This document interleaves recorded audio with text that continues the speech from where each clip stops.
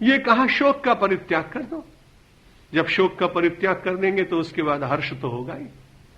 शोक का परित्याग कर देंगे तो आनंद की अनुभूति तो होगी।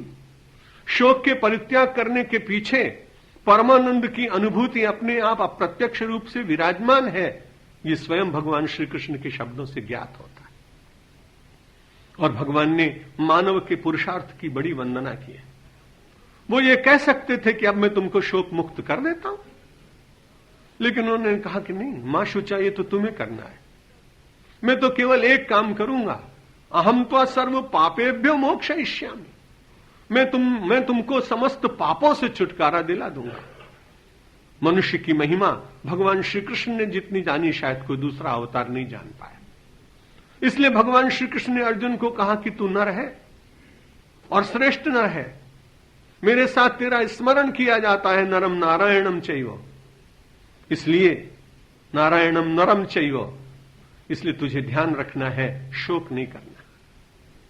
नारद के भक्ति सूत्र भी जीव को बार बार सावधान कर रहे हैं, संबोधित कर रहे हैं, प्रेरणा दे रहे हैं, जीवन का मार्ग बता रहे हैं।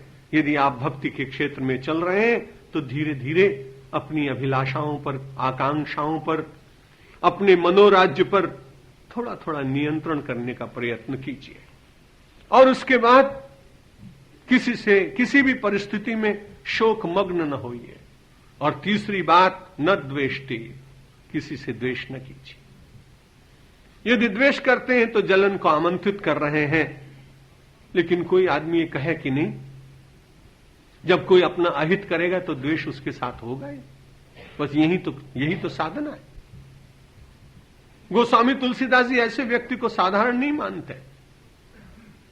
प्रायः प्रत्येक सूत्र का संबंध कहीं न कहीं किसी चौपाई के साथ मिल जाता है। गोस्वामी तुलसीदास जी ने कहा, भक्त केवल भक्त नहीं होता है, भक्ति के क्षेत्र में चलते चलते वो संत हो जाता है।